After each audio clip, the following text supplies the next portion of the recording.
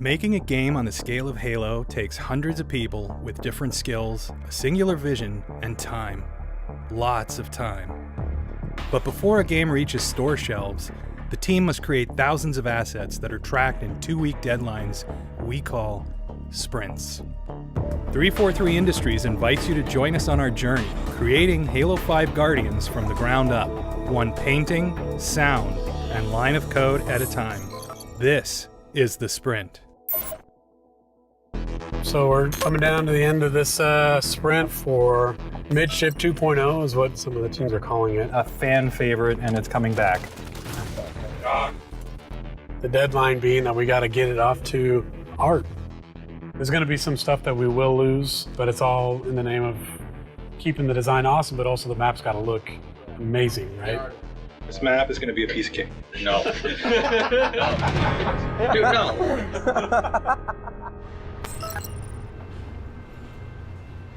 So this is a map for the multiplayer preview.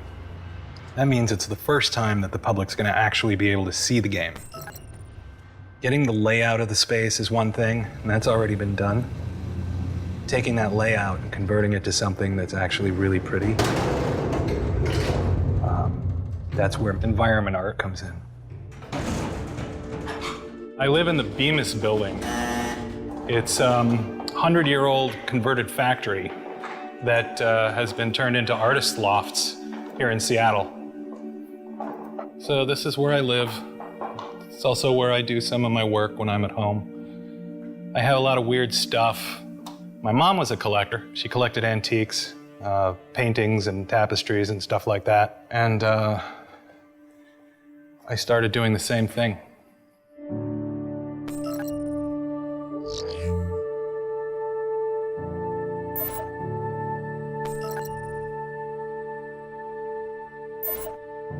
There are always discussions when it comes to level design and to the way we make maps.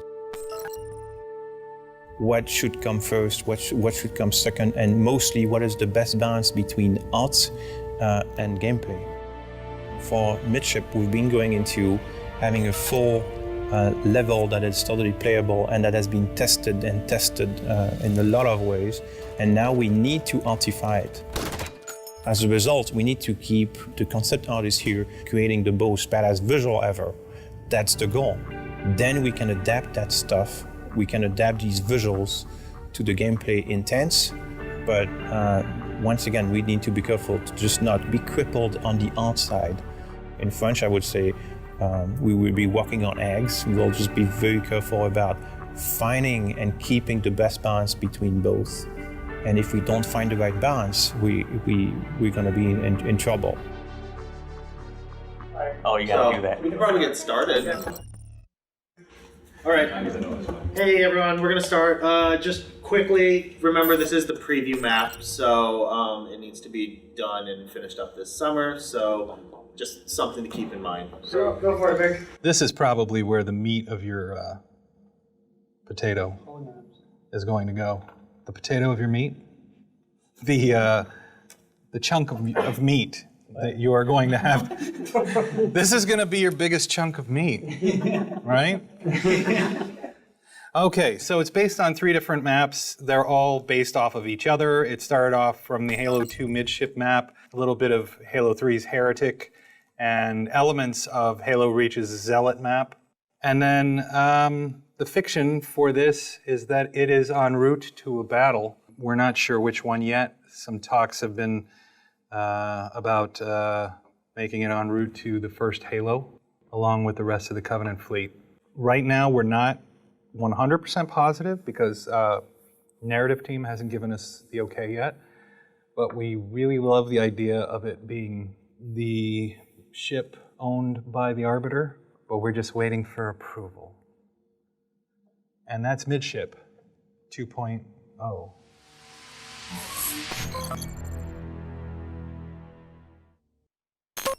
We're currently in mass out phase. And it's a pretty tricky couple of weeks here for us. The rest of my team are going to be taking drawings from the concept team, and they're going to be modeling this stuff by hand. but we also have to deliver something in a style that has changed quite a bit, which is covenant style. So you combine those two things and, you know, my blood pressure goes up another 20 points. Generally, what happens is John will make the very first image of the map. And everyone will fly this around and saying, this is going to be the new midship.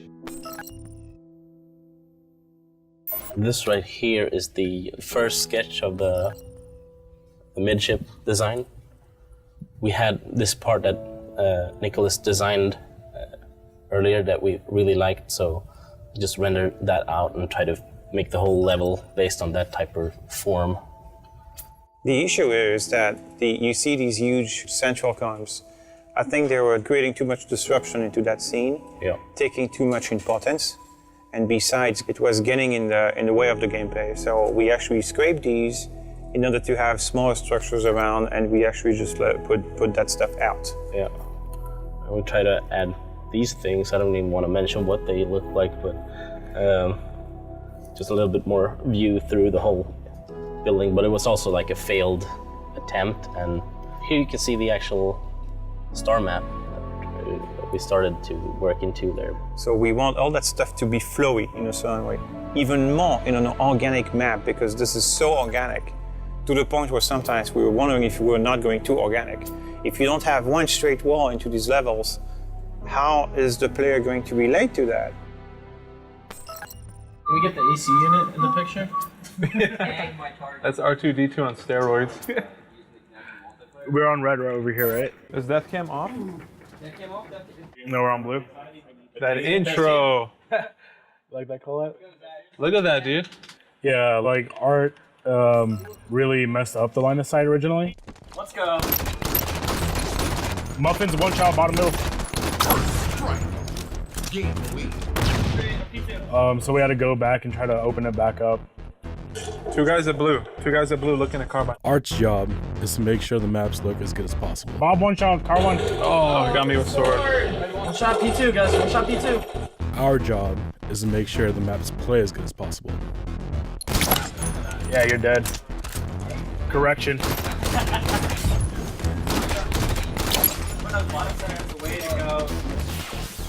Carbine's getting kind of fixed. This used to be extended out really far out, like here, so you can even see the base from this area. I mean, there were big changes that were completely ruining the map, but it's definitely way better than it was before. Center is big enough to support like gameplay across pink and carbine. It's creating a new power position for midship, which midship's always been known for the bases and pink tower and carbine.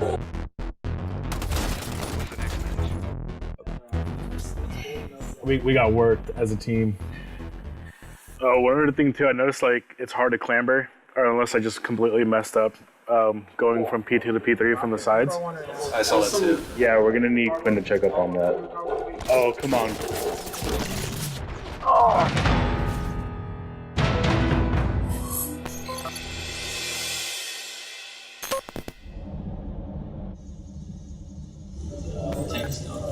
No, not necessarily. Like, it doesn't have to have that. What I'm looking for, though, is you see how I have these hard bone lines going up around here? But it's ugly. It's ugly, and I need you to do a little bit of your magic. There has to be this passage, this passage, this passage, this ramp, this thing, this cuts in underneath.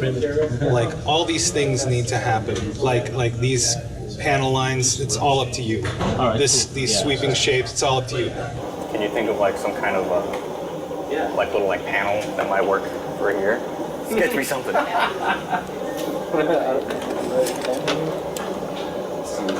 One big shape. Okay. That's being cut like Actually, that makes a lot of sense. Just start pulling it. Just have some of it peek out a little bit so you see that, oh yeah, there's all these power things coming in. The only thing I need is just to finish rounding it out. Yeah. Because right now it's a diamond and not a circle. Yeah. Feeling pretty good about it? You feeling good about this deadline? That's the mass out deadline going into construction? Be honest, Tim. You know, we could always use more time. Realistically, we could always use more time, but at that point it will never get done. Tomorrow, Sparth will be looking at all the maps currently in production, and that's where we're going to get our feedback for a lot of midship right now.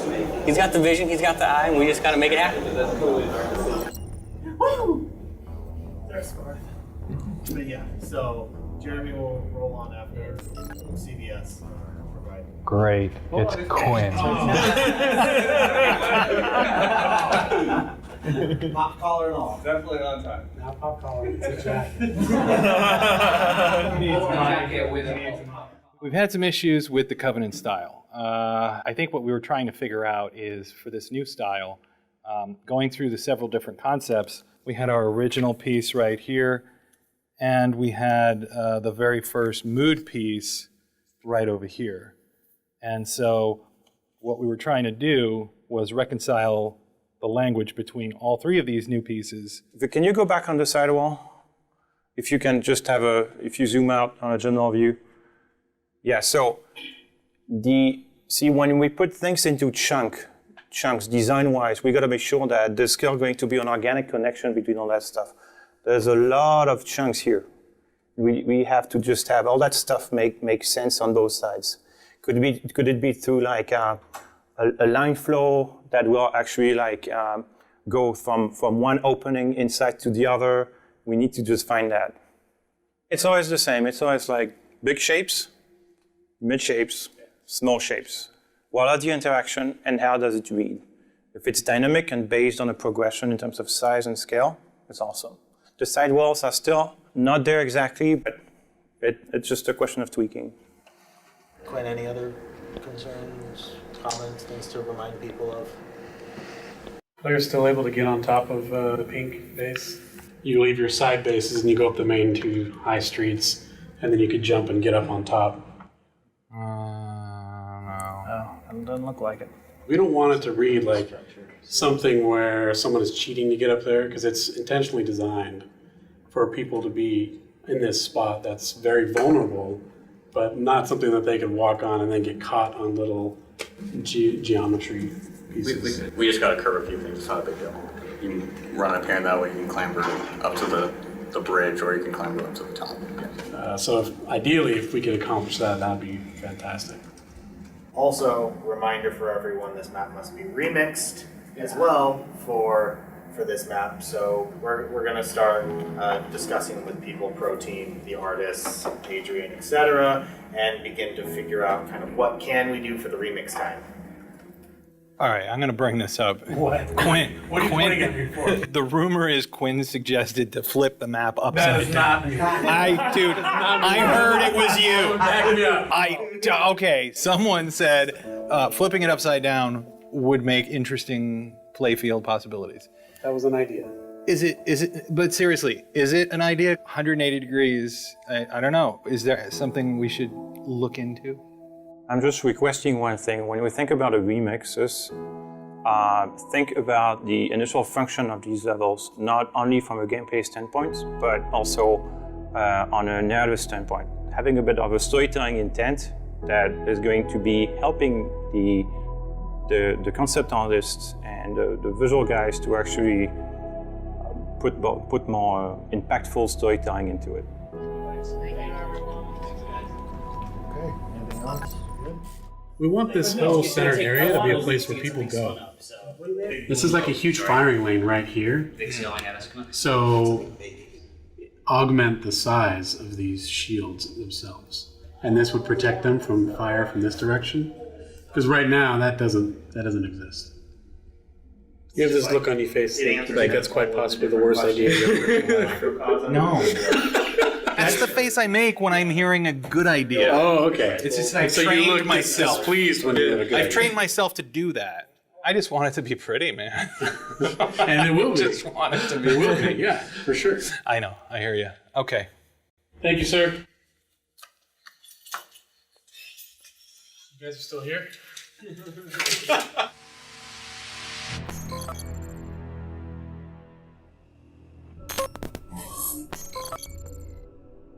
In the beginning, it was design, and then design handed it off to environment art, which was us.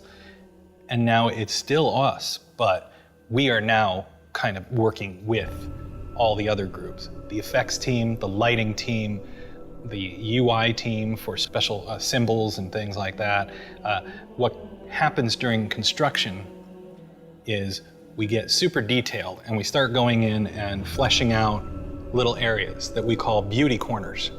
It might look still very loosey-goosey on the sides, but when you look at this one little corner, it'll be beautiful, it'll be like shippable, it'll be our bar for quality.